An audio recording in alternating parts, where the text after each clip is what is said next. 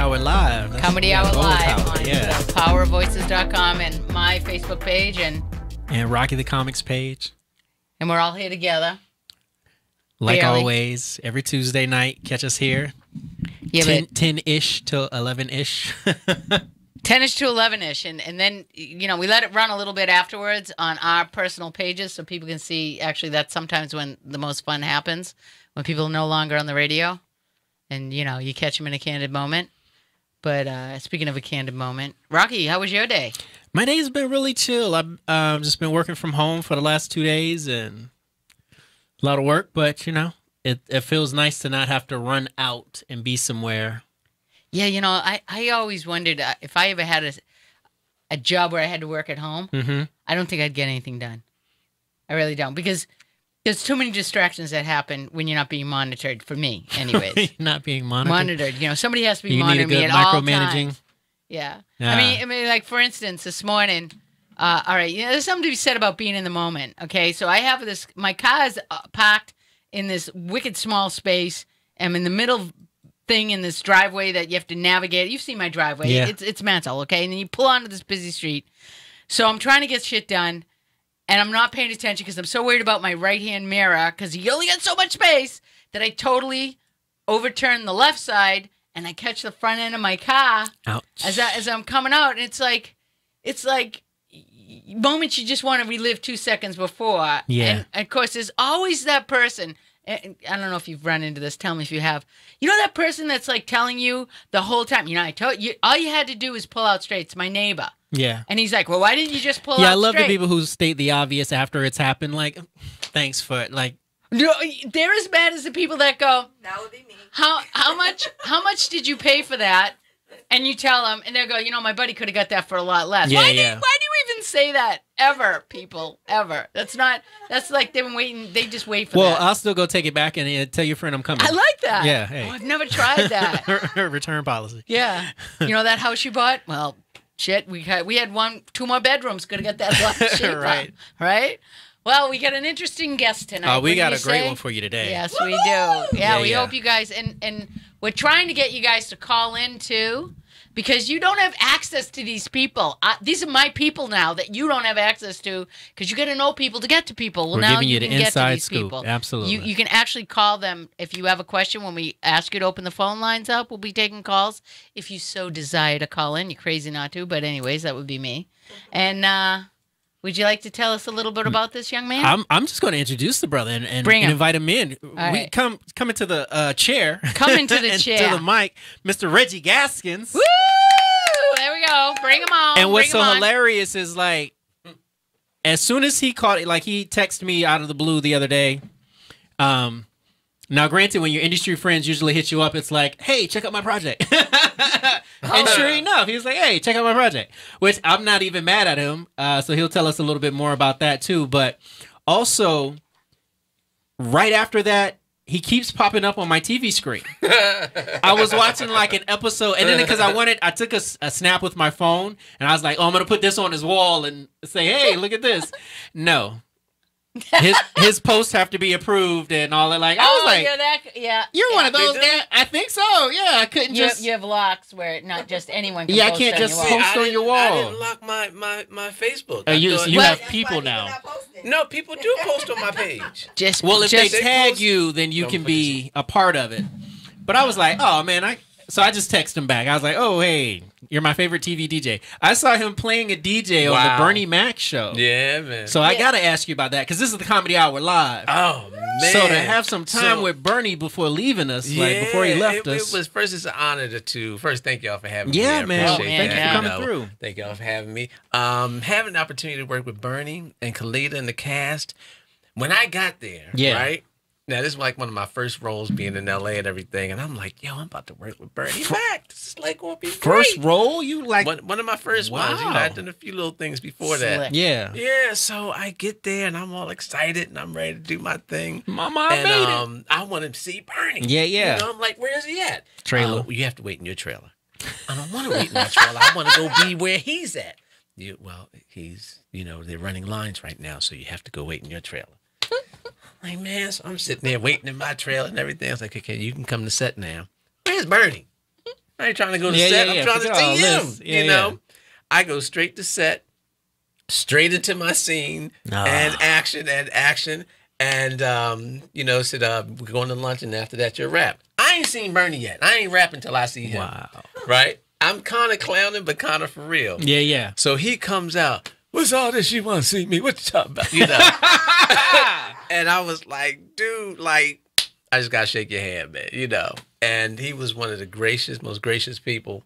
Very encouraging. Yeah. And a true professional, you know, on set. Because he was actually in. I'm thinking, like I said in the script, he's in the scene with me. Mm-hmm. You know, he's in the scene, and him and Khalida it was like a great.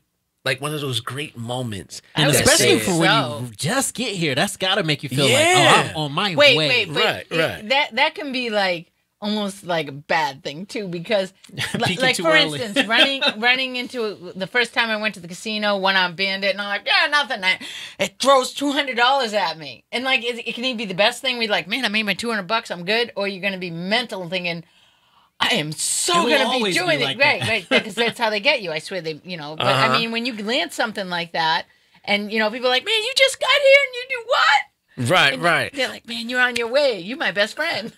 That's true. That's true. Because even I in the learned- credits, it was like your name. Like sometimes it's just like, you know. Yeah, they had You my could be a own little background. name. I had my trailer and everything. Yeah. I was like, oh, special guest. Yeah, it was Reggie crazy. Gaskins. But everything, I mean, in this business, Yeah. I mean, I'd been struggling so much. I was like, I don't know what's going to come after this. Yeah, yeah. So I'm enjoy this one Yeah. for as much as I can. Like, even when they rapped, I'm like, well, y'all need me to clean up something? Because I'm not ready to go yet. You know, let me wash that cup for you. You And know? make this moment. And, But you agree, and that we were talking about this, that a lot of people don't really understand. You should really enjoy the process. You got You to be in got that to. moment. It's your, but a lot of people, you know, they're so like, they're focused and they're driven and they're regimented and they're doing this and, and then their goal, and I have to have this, and then they're questioning their life. Is God listening to me? And you need this. And you Right. read their posts and you're like, this person is not enjoying any of this. right. Well, it's twofold.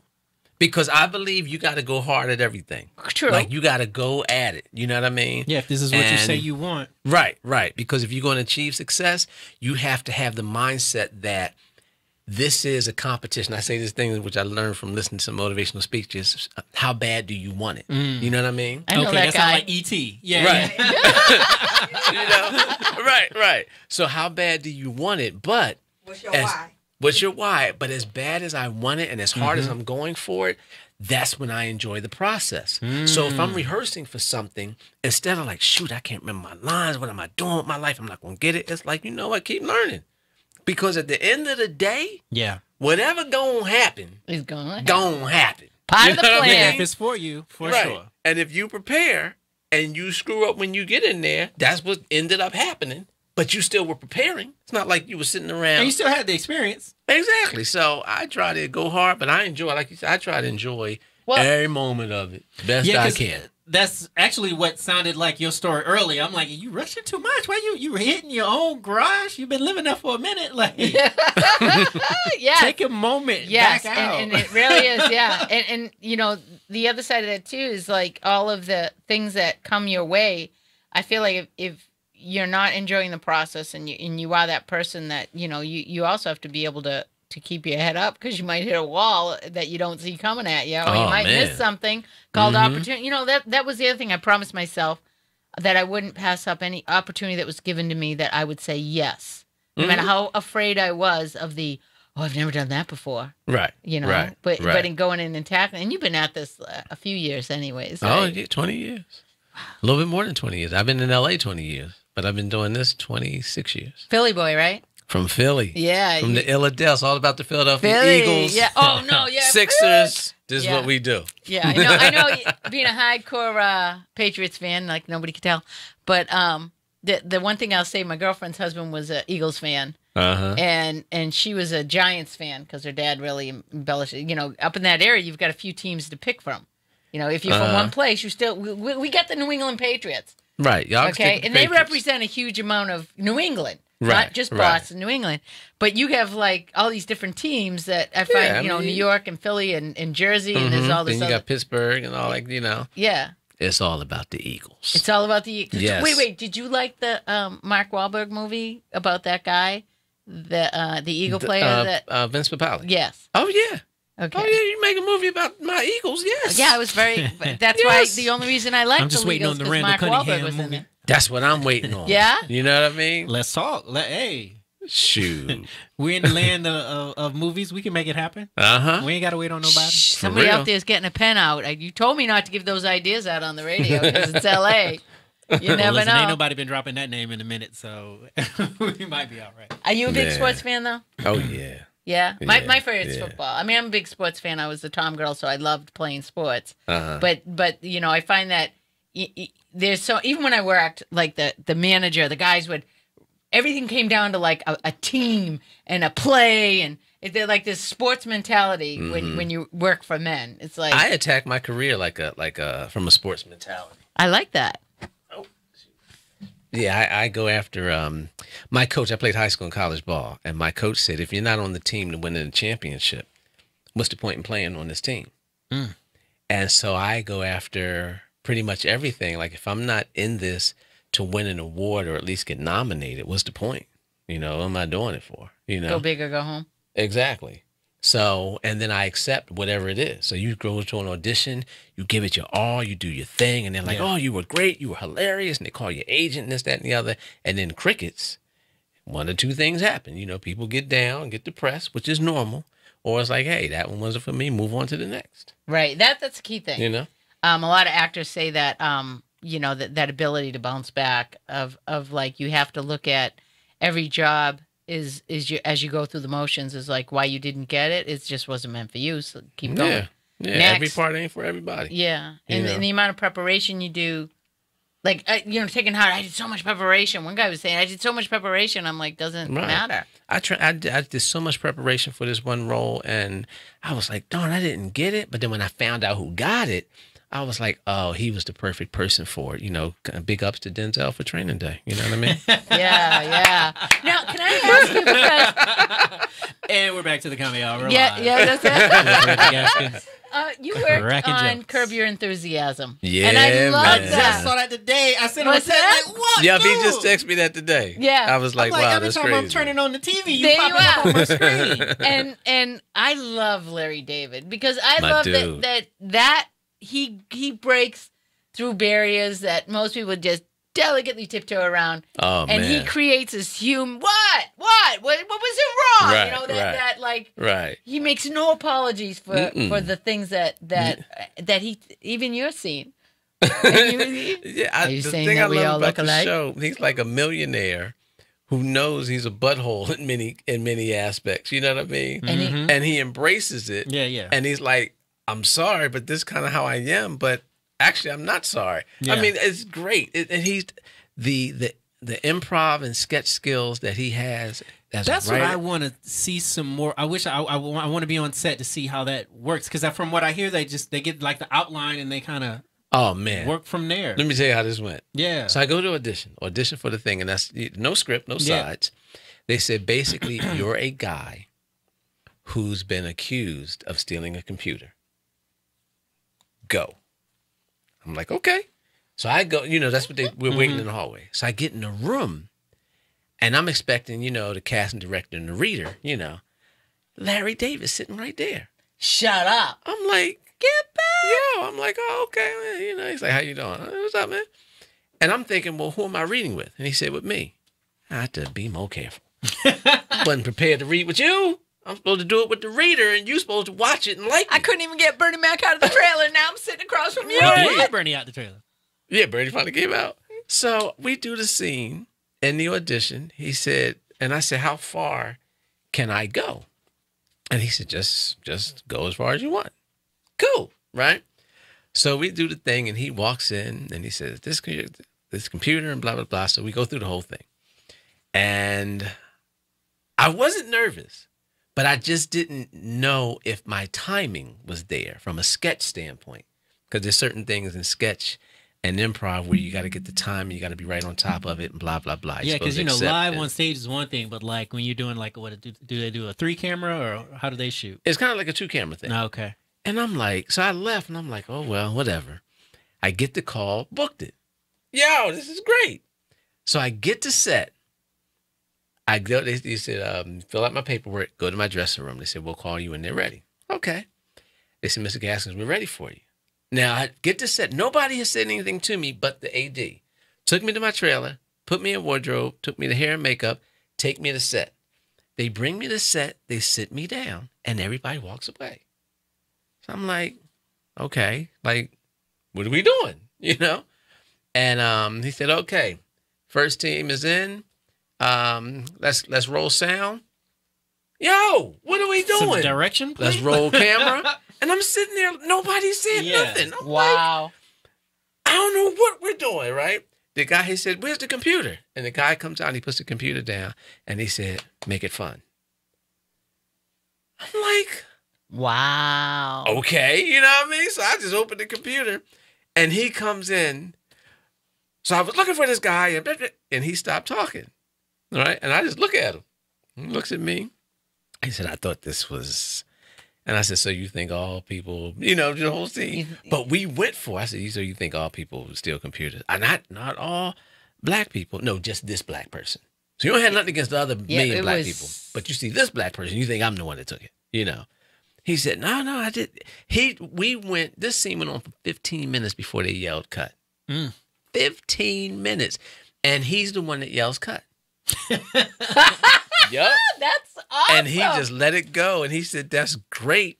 And I made him laugh one time. And somebody said, very few people break him because he don't break. Yeah. And he can say some of the most craziest stuff. Larry David does not break. You know what I mean? That's amazing. So that's huge. And you know, when I saw that, I was like, oh my God, I saw this episode. Oh my God, that's the guy I'm going to be interviewing. Isn't my life great? And I mean, like, because I'm not from here, and I'm going to say this because I say it all the time. You people in LA are spoiled because you're surrounded in, you know, like the talent and the gift of being around that is an energy that unless you're of this planet, that you don't understand until you're in it and you're like, oh my God, this is it. This is that longing found. Right. When I used to sit there and go, I just don't feel like I belong here in my life. Yeah, it's great. When I first got out here, the very first person I saw, I was only in LA 1 hour, 20 minutes. We drove in from Philly, me and a friend of mine, Keith Burke. What's up, Keith? Keith is in my film, The Lion Truth. He's from Philly, he was in my play. He talks me to move in LA. We drive in, we get off the 10, drive straight to Santa Monica, and he's going to see a friend, and we were getting the key to the apartment we were staying in. And his friend worked at Fred Siegel. So he goes to, this is my first time in LA. We were on the 10 for an hour in traffic to get to Santa Monica. He's talking to his friend at the cashier. I'm just looking around. And I'm looking at a shirt. And I put the shirt down and I look up and I said, oh my gosh. And standing slam right in front of me was Halle Berry. No. I said, oh, you've been having the ultimate first time everything here. Right. I want his life. But I choked. Because she spoke. She was like, hello. And I choked. I was like, yeah. I couldn't speak. I couldn't say nothing. You know what I mean? And I was like, it was like, this is what LA is. And she was so gracious. Like, she's beautiful close up. I mean, when you're standing oh my God. Is she like the purest beauty you've ever seen? Because sometimes you catch these LA ladies offset. It's like, oh, hey. Listen, there's a couple you catch offset. And it's like, you typically go through hair and makeup before you come to Ralph's. Because I don't recognize you. Right. Who are you? Excuse me, ma'am. Right. You know, because some people I saw, I thought they was the cashier. I'm like, excuse me, this is clean up on aisle 7. Do you know who I am? No, you look like you need to clean up aisle 7. but Halle? Amazing. In person? Pure beauty. Listen, I had to go find a church. I was like, I need to go to church right now. That's why Jay-Z told us, you never pull an Eric Benet. You never pull an Eric Benet. Man.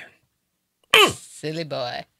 Yeah. I mean, well, that rattled, you know, on that note, like, you know, there wasn't a woman in the world that was like, explain that to me, because we all figure, you know, like, there's this thing about if you had all the money in the world, you'd be happy. And women go, you know, if I had all the, if I had all the, who would cheat on her?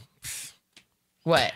Well, Halle Berry. Why? Beyonce. Not who. Why? That's what we all get ahead. We're like, we ask what everyone wants. And that's what's wrong with that female thinking, where it's just like, that's how a woman processes it. Mm-hmm. Interesting. That whole thing. And like you have got quite a repertoire of accomplishments.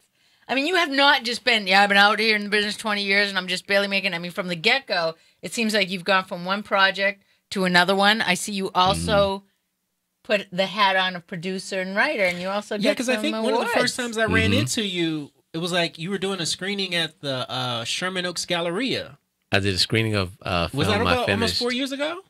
That or was 3? about 2 years ago. Okay. Yeah. I felt like I had just still gotten here. Yep. And about 2.5 years ago, I did a romantic comedy called Reggie Gaskins' Urban Love Story. And it's my first stab at writing a romantic comedy. Typically, everything I write is drama. As much as I love comedy and having fun and clowning. Interesting. Yeah, I was trained at Freedom Theater in Philly. We did Fences, we did Colored Museum, Funny House of a Negro, we did August Wilson, 2 Train Runners. I'm a professionally trained actor. And I come out to LA to do professional trained actor stuff. And they're like, you are hilarious. No, I'm not. I've done Fences. I'm a serious You know, I'm a thespian. Exactly. And That's the way we call it art. yeah, so I said, let me take a stab at writing a romantic comedy, and stars me and Deandra Lyle, and it's a fun little piece. It'll be out. I got to finish working on that one. I got to fix some sound stuff, and that should be out the end of this year. Oh, that's awesome. Yeah. Yeah, because I'm surprised because you do a lot of comedic roles though. At least it's the stuff I've seen you in. And because even I want to say even that movie, yeah, it was like, because of what you said, it was a romantic comedy. Yeah. But it's fun. And which is why we wanted to have you on the show, because this is like everything that's comedy and that's humor, like whether that's writing, whether that's producing, whether that's stand up. Right. We like to showcase all of it, and that's one of the cool things I thought about how you are managing your career, where it's like not just waiting on all these auditions and callbacks, like but creating some opportunities for yourself. I'm amazed at that. Like I said, there is like this thing that you find out when you're talking to a lot of people in the industry, and there's different variations of how they do things, and being able to do what you're doing, going in a lot of different venues, and not being afraid to put all those hats on, and actually, it's incredible, because it's like watching a masterpiece just keep going at your art, because you're creating your own masterpiece of self when you do that. Yeah. And then there's the other ones that I'll meet that I'm like, so you expect everything to come to you if you just do this one thing? No, you really gotta be. What do you have that's not like a billion other people out there? What is it uniquely yours? And it is you. Right. And I learned, instead of waiting for Hollywood to validate you, it's like, okay, because Hollywood. So my film that I'm in now, Hollywood would not have casted me to play the role I play in my own film. Exactly. Which is? For The Lying Truth, I play a defense attorney. Wow. And I watched that. And he plays a wicked good defense attorney. I watched you. Yeah. Thank you. Yeah. And so instead of waiting, like, okay, I'm going to keep training, and I'm going to keep taking Stella Adler classes and Meisner and Method, and I'm going to go to class. It's like, okay, I've done the classes. I'm pretty good at it. Let me learn how to write. Let me write it. Okay, if I can't find anyone to direct it in the way I think the vision should go, let me learn how to do that, and then make it and see what happens. Because I learned, especially in this industry, but in life, people either live their fears or they live their dreams. It's one or the other. Yeah. You know what I mean? And there's only 2 fears we're born with. That's the fear of falling and the fear of a loud sound. Every other fear is learned. That's interesting. It is. I'm taking notes. I'm like, okay, Annamarie, which one are you doing over here? Right. Yeah, so that's really interesting. if you have a fear, it's like, I don't think I could direct. You know what I mean? And that stops you from possibly propelling yourself into another career, another opportunity, because fear stopped you. You never have any idea how you could do anything in that could help you further yourself along to anything you want to do. So I said, I'm not going to have any fear. I'll try it. You know what I mean? I'd rather fail my way into success than not even trying and not knowing. Absolutely.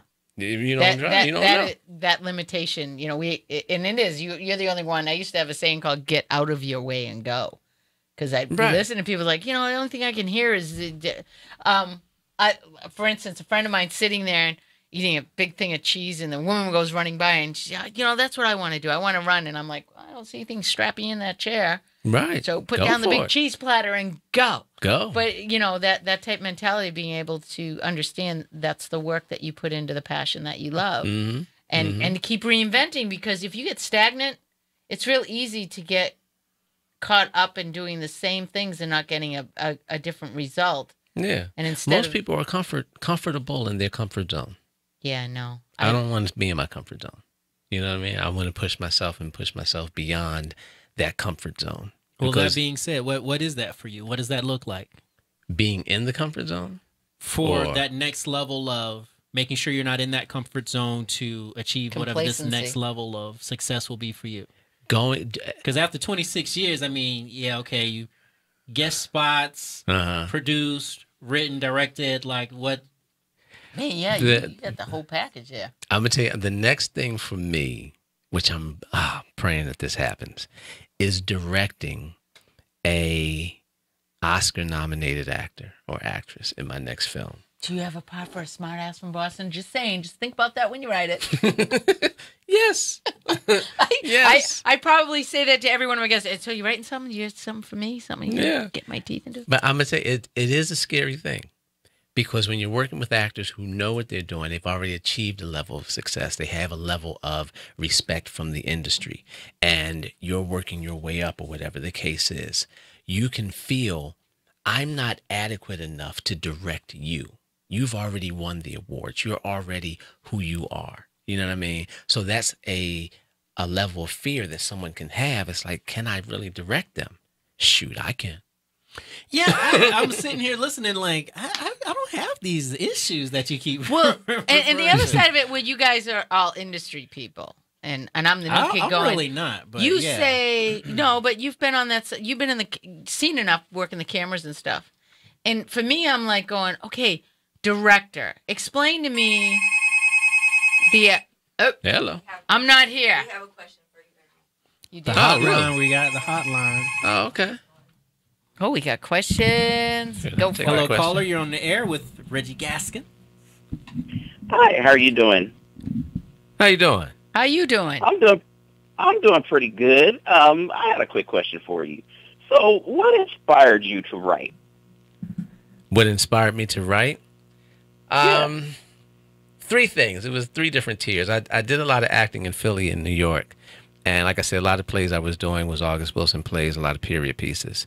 And my neighborhood that I grew up in was relatively rough. And I went to college for accounting and then psychiatry and then law and then all these different majors that I got bored with.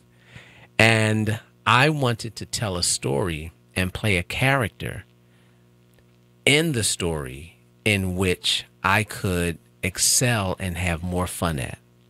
And so I was on stage daydreaming about this in rehearsal one day. And the director of the play said, "What are you thinking about?" I said, "I was thinking about a play I would want to do, but I don't know how to do it.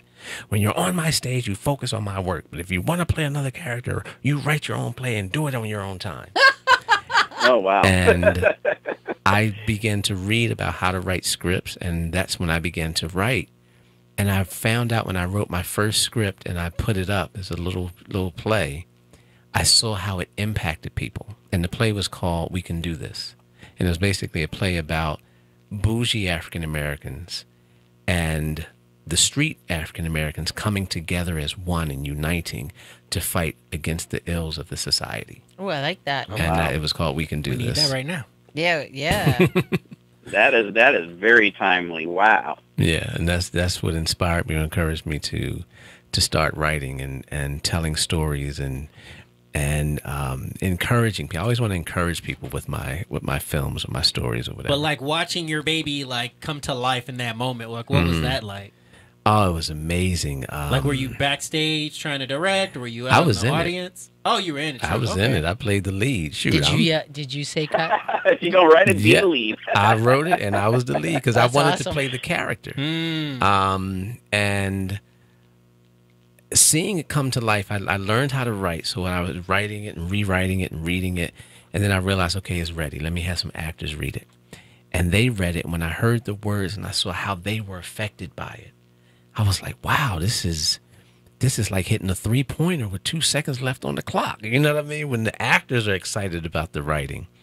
And then That's just the writing portion of it. Then directing it, I saw certain things. I was like, at this moment, take a beat. Don't say anything. Just think it through and then speak. And then when she speaks, you react. And then seeing that come, you know what I mean? It was like, shoot, we're 82 games into the season. And I mean, we got an 82 game season. I relate everything to sports. It's like we're 40-0 right now. I told you they relate everything to sports. I wasn't lying. Right. It was a great feeling. And all that to say, when you develop a passion for something, two things will happen. You'll recognize within you how much you enjoy the very thing you're doing, which you can then title, I have a passion for it. Because you can do a bunch of stuff and be like, okay, I did it, but this wasn't fun. It wasn't any fun. Once you realize you have a passion for it, then you have to tap into yourself and say, how far can I push this? How far can I go with it? And I was like, I want to know how far can I go with it? And I want to know if people will like it as much as I like it. You know what I mean? You can cook yourself some grits and you can eat your grits. And like, these are some good grits. And you give it to the family and they're like, no, you little Rennie. Where? On your phone. I'm on your live chat. They said they can't see you. Oh, I don't know. Oh, my phone's probably dying. Is it dying? No, it's probably dying. Yeah, okay, yeah. Okay. But yeah, so from a writing standpoint, once you learn that you have a passion for it, tap into that passion and push yourself. See how far can you actually go. Study though. I didn't take any formal classes. I took one class at Temple University, but I would study on my own. A Philly kid who went to Temple. You was just on that Cosby route, huh? Exactly. Are you can I ask the caller, are you a writer? Are you thinking about writing that you would ask him? I write a little bit, but I'm not really good at it. I didn't go to school formally for it, so I just kind of write a little bit whenever the mood strikes me. So. Oh, okay. Do you want to write?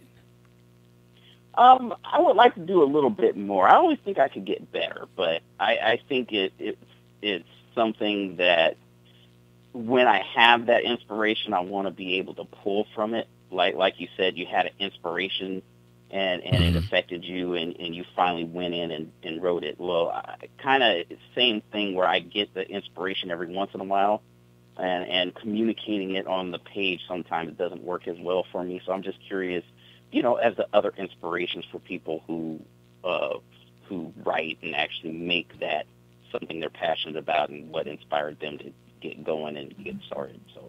So this is what I would encourage you to do. Have you written anything so far yet? It's just little things, not really any big plays or major stories or anything like that. It's more just little inspirational notes to myself sometimes or something like that. It's super easy to start with just a sketch. I mean, That's what I was it's gonna say. amazing the little stories people were telling just on Vine, which gives you 7 seconds. Right. But it's Are you like, kidding me? can you 7 seconds? emote some? Can you what can you pull out in 7 seconds? How can you tell a little story? And I think you could start there. I know with me because I'm have a comedy background. I take a lot of notes in like Evernote or different apps on my phone. I like Evernote because you can it'll back up automatically. But the thing is, when you have all of those little pieces, you can sew it together later. But you want to capture that thing that really impressed you, that moment, that whatever that made you laugh. That when you can tie a few of those together, then you've got a bigger work. But start with those little pieces because they'll add up. And most things come back around. So even if it's topical, there'll be some other reference that can come back to it later. Yeah. Even if you feel like, oh, well, it's played out now, it'll come back around. Well, that has to be such a great feeling when you hear your words coming out of other people's mouths that you've created this character and you're looking at it coming to life. You're Frankenstein, Dr. Frankenstein. You created it's alive and it's coming to life, and then you realize that you've actually created a universal something. You're not just, you know, now, like you said, you went from the perspective of like watching it come to life and watching it grow and then watching people interact with it and actually drawing that emotion from from you. Right. And it's like, there's got to be such a like adrenaline and a power and like all these different feelings of like, I want to do more. That's where you would jumpstart. And like he, you know, and I don't mean take away from that, the idea of dabbling in something, it's like, because I write. I'm very passionate. I'm really good with words, and when I write, people are always commenting on it. But I never took it seriously as far as writing per se. Because like him, I was like, I didn't go to school for it. Right. But right. those are just stupid excuses. Fear? Yeah, but those are those are fears. Those are basically you're actually convincing yourself you're not capable of something you actually are doing. Right. Based on some opinion that you ought to have something more to get it to where you want it to be. Yeah. With anybody that has that notion of writing, what I would say is write something, a sketch, a scene, something, right? Bring in some actors, have them read it, bring in family, bring in something, have them read it, and then just listen to it. Mm-hmm. Listen and watch. See how they're affected by what you wrote. See how you're affected by what you wrote. Because I'm like a fan also. If I write something, like I'm a fan. Like I want to see what happens. So anything you have, test it. You got it. It's like anything. Test it. Let me test it out and see how it works.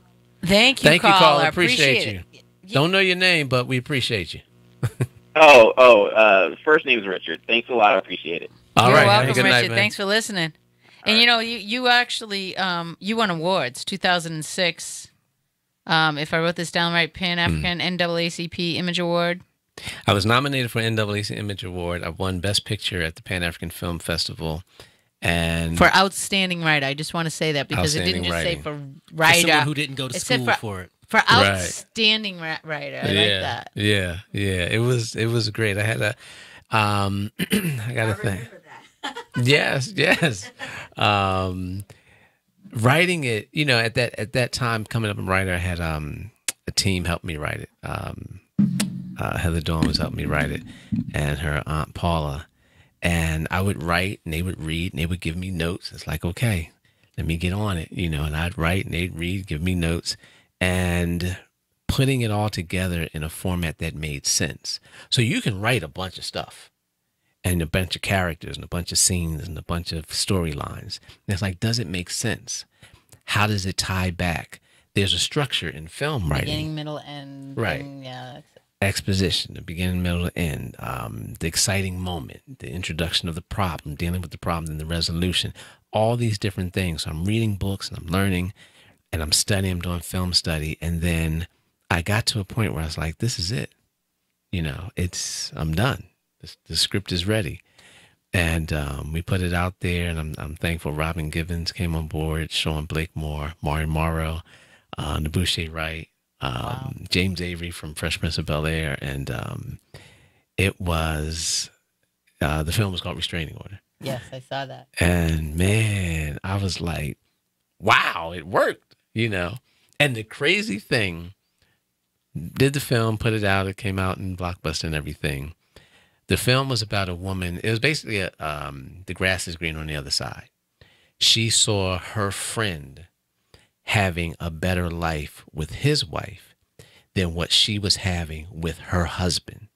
So she wanted the life that her friend had with his wife that her husband could not provide. So it's like grass is green on the other side. But this man was working. He was like, I'm doing everything I can to be a good husband. I'm working. I'm taking care of the bills. I'm taking care of you as best I can. And when the film came out, there were women across the country who wrote me and said, I owe my husband an apology because of you. That's awesome. Wow. But that's what it should be about, right? To do that. To inspire people. To change and inspire. Yeah. Right. It's like, that's your gift. And I was like, cool. Just tell your husband to send me some pizza. We have a question from an email for Lori, and we put out email blasts and people responded. So the question from Lori is, she says, what is the most interesting thing? Oh no, I'm sorry, wrong question.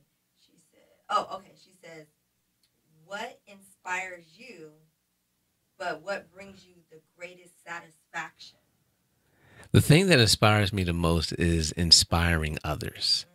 That inspires me. So I try to write stuff to inspire others to take action on some form of fashion, to do something to better themselves, to find a better way, to not down themselves, to not live in insecurity. Mm-hmm. And the thing that you said, what inspires me? Yeah, what inspires you, and what brings you the greatest satisfaction?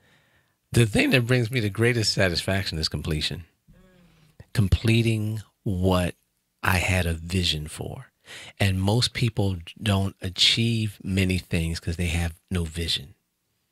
And what I mean by vision, if I define it, is I can see. Oh man, I'm about to start preaching, but let me go ahead and preach for a second. Preach! God knows our story from the end to the beginning. So he already knows what's going to happen at the end, where we don't. We have to live it through.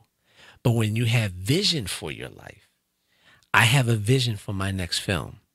And what I can see, God willing, is getting nominated. I think my next film, if the budget is right, I think I can get my first Golden Globe nomination for something, be it writing, directing, one of the actors, set design. Shoot, give the hair and makeup people an award for doing the eyelashes right.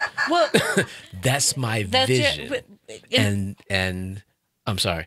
No, because I want to say this when you were speaking earlier about you went through all these other things. Like you studied this, you studied that, you said, and here you are. None of them had that. None of them had that moment where you said, I have a vision. So you actually, the brave thing about leaving things that you could have stopped at psychiatry, whatever you were taking in school, and now you go through all these different venues. You did stand up, you did this, and you come to this, and now you're like, I have a vision. It's like you're lasered in. Right. Where if you make it, everybody go, oh yeah, well we already you already talk like you're there. So yeah, I have a fundamental belief that filmmaking is all predicated on depending on someone else to give you the funds to actually make the thing. But if I get the funds needed, I truly believe I'll get my first Golden Globe nomination. So the thing that gives me the greatest satisfaction is completion, and not necessarily completing the thing, the desire to complete it. Because a lot of people give up. Yeah, a lot of people do. So a lot of people do. Now just take that moment to show your actual work. Yeah, let's see something you've completed. We're going to show some of our streamers. If you're watching us on The Power of Voices, we're going to run a trailer for The Lying Truth. yes. Available now on Amazon. Lane, what happened tonight? You think I'm playing with you? Where is the cameras? Yo, where y'all taking him? What did he do? We're just gonna talk, right? My job as a defense attorney is not to ascertain whether someone's guilty or not. But you do represent guilty people. That sick-witted is guilty. I told you, I don't represent guilty people. Because you're the great Tyrone Julian. Damn right. Innocent!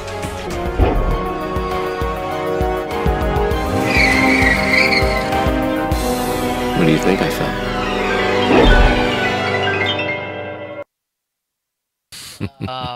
That looks awesome. And it's fun just watching you jam Thank to you. your music like, oh. Wow. Yeah, I mean, Wow. that's heavy duty subject matter that, you know, that's awesome that you tackled that in the light that you did. Of course, now I'm dying to know what happened. What was the verdict? Oh, you got to watch the movie. Gotta watch you gotta it. Watch Gotta the movie. watch it. Yes, Yeah. go to Amazon.com, Because Prime, watch it. As a woman, and I have daughters. Do you have any kids? I have 3 boys. 3 boys. Whoa. Well, having girls, it's like, in teaching them, your worst fear is them giving up their power. And I used to say to them all the time, you know, I bartended, and, you know, I'd always tell my daughters, you know, predators, watching how much you drink, girl. Right. And Well, I'm going to tell you the spin. Here's the twist on the story. The impetus to write The Lying Truth was based on when I first got out here, a lot of actors, we'd get together, you know, after auditions, and it's like, yo, I had this audition. We need to talk, you know, to encourage each other. A friend of mine called me. We just sitting down talking, having lunch. She gets a phone call. She answers the phone. Hello? Oh, my gosh. I'll be there shortly. I was like, is everything okay? She said, yeah, a friend of mine was raped on a music video set. I was like, oh, darn. I'm like, you gonna call the police? She said, no. I'm like, what? She said, Reg, I've been raped at least 3-4 times on music videos. I was like, this is crazy. So matter of fact about it. Yes. Yeah. And I'm like, okay, I know LA is a little different, but this is like way little different. And I just, as cavalier as she was. So a couple of days later, about a week or so later. Go back? Like, right. I had an opportunity to hang out with some people that's, you know, heavy into the music business, whatever. I'm talking to them. And I'm sharing with them the story, and they said, Rez, let me tell you something, dude, real talk. A lot of these girls that come here, they have low self-esteem. They from the hood. Some of them are strippers. They don't have no money. They come to the set, give it up, because it's just me and her in the trailer. She know I got money. She screams rape to get money because she has nothing. So a lot of them are lying to get money, and because we don't want to end up in the tabloid and have negative press, some of them pay. I was like, yo, he said, so you can't always believe it. So you figure the most heinous thing. Wow, you just got a few sides of that story. Right. You figure the most heinous act, when you hear about it, it's like, yo, why would you touch this woman like this? Why would you do that? Because every man should be against putting your hands on a woman or violating her, right? When you hear it, it's like, yo, don't do that. Then when you hear, I didn't. This is what really happened. She's just trying to get my money. Think about this. She ain't screamed that no broke dude raped her. Right. I was like, yo, this is great. And that's what gave me the impetus to write the film. That's fabulous, though. Yeah. You know, I love that ability that you, and I guess most people, when you see an opportunity to turn a light on something, and because you already know if it emotionally charged you, oh, yeah, it's going to emotionally charge the audience. And that's where everything comes in, because we had talked about everyone has a story. And I remember talking about somebody about writing my story, and I said, but everybody has a story. And the response was, oh, yeah, they do. But not everyone cares about the outcome of the character. Right, right. And if you have that likability factor where people want to know how's this going to go? Right. Does this person make it? We want it. And they're cheering, you know, Annamarie, you know, Rocky. That was a paragraph. The treatment was actually a paragraph for the movie Rocky. Do you know that? Oh, yeah. It was like, you know? So, I mean, you know. Yeah. So it's just amazing that you took, and that's not an easy subject to shed light on. No, I did a bunch of research and, you know, reading about it and different things like that. And fortunately, you know, a lot of people have been streaming it. Thank y'all. Thank everybody who's been streaming it and watching. I appreciate you. Please. Yes. Say hello to Facebook, you guys. What's up, Hey, Facebook? Facebook. What's up, y'all? But he's talking about streaming your movie. But please go and I rent have to now. or download the movie. And I want to turn it into a 1-hour drama series. Ooh. Yeah, it's dope. But you It's dope. be looking fine because you know, in your lawyer outfit you seem to like that. I try. Tyrone. Tyrone. You better Tyrone, call I was like- Tyrone. So that's when you tap back into all of that training from trying these different careers and professions. Yes. Because look, Denzel, 83 years old. Y'all got to give somebody else a shot now. No, Is I'm he? just playing. You know, Denzel's on the line. Right. What are you talking about? Yeah. So to see that as the ultimate, you know, obviously when he asked you, as you see your career going forward and where you're going to end up, it sounds like all of these hats you've been wearing, all are going to play a part in that. It's just you were meant to do all those different walks of what you're doing in a way that at the end you're going to understand every aspect of what you do, right? Yeah, you do. That's the good thing about it. When you stay busy and you try to stay focused on it, you can be very adroit at what you're doing by doing it so often. You know what I mean? So understanding the producing aspect of it, the directing aspect of it, You know, even knowing the first AD's job, knowing the set designer's job, right. As opposed to just knowing just what you're supposed to do and that's it. So, and I don't want to just wait for Hollywood to. I like that line. Don't wait for Hollywood. We gotta make a shirt. Yeah, I don't want to wait for Hollywood Put your to name on validate that. me. Don't wait for Hollywood. You know, And you basically have been creating your own path. yeah, and it's, you know, I wish. Granted, you always want levels of success, and I'm thankful for everything I've done and had the opportunity to do. It sounds incredible, actually. But it's taking a page out of the Wayans brothers, because for years they were the only ones hiring them. They were hiring themselves. Wow. You know what I mean? And now with the way streaming and the internet is, a lot of people are hiring themselves by posting, you know, their videos, their sketches, and things like that. So you have to figure out a way how to monetize your talent. And, you know, like I said, everything's about a brand. So if you can get your brand up, people will pay you for it. Well, see, this is the thing that I wonder if people don't realize that. And just my thought. Mm-hmm. The music industry suffered because you can download, upload, everything's there. Yep. Okay. Yep. These comedians that are doing, and they're great. They got 100,000 views. I mean, I have friends that are doing it. They're hilarious. I look forward, but they're giving it away, literally. So, in many cases, you have to. But what's difficult is that, you know, the balance of like making money. Yeah, how do you you don't make money off of giving views unless something you're away? and there's a certain thing where are you doing like where you can't tell whose video, because they all start to look similar as far as like heading, content, and you know the way they throw it out there. There's a certain font and everything that, you know, I've seen a couple of people use where I have to look twice to see, oh, whose video is this, because there's a lot of similarities. The way they film them look the same. Right. So this is what I'm saying. It's like the industry is a very non-forgiving creature in the respect that it's all about how we can make the most money off of you. Yeah, and pretty talent. much. Right. I mean, they've been the ringmasters for a long time in this game. Right. They still are. Yeah. At the end of the day, because all you're doing is streaming to get views. It's not like Bitcoin. You know what I mean? Every view isn't worth 25 cents or anything like that. That's why I said you have to figure out, how do I monetize my talent? Right. And from a monetization standpoint, you have to identify who would cut me a check to do what I do. Well, I like that. that. That's how you really got to identify. You know, obviously Sony Pictures, Netflix, Hulu, they're, you know, the executive person, this person, they're the people that actually cut the checks. So it's like, how do I find a way to get to them? And that's really everyone's desires, fight, and struggle. Shonda Rhimes got everybody coming at her. You know what I mean? It was 3 squirrels and 2 puppies trying to get to her. Like, look, I'm the cutest squirrel in LA. You need to hire me. Right, you know right. what I mean? So, but the squirrel identifies Shonda Rhimes can cut me a check.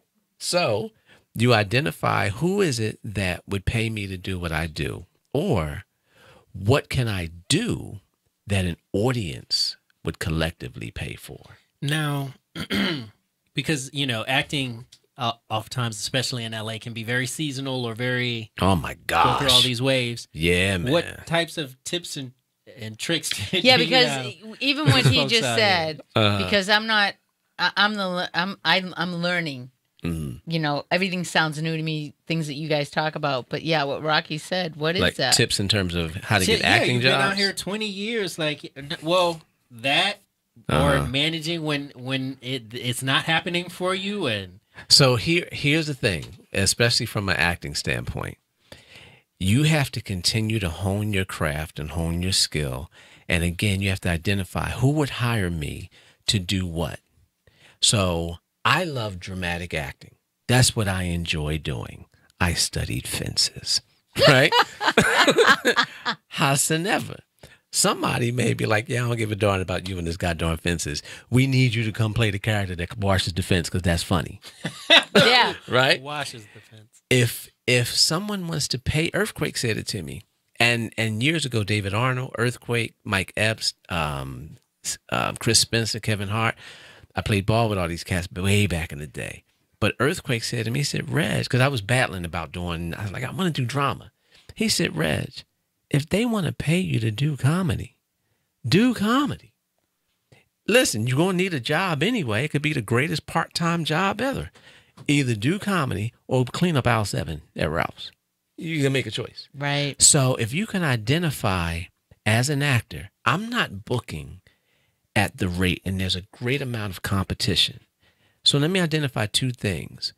Who is it that's hiring actors, from the independent writers and directors to the big-time people? And what type of characters are they looking for?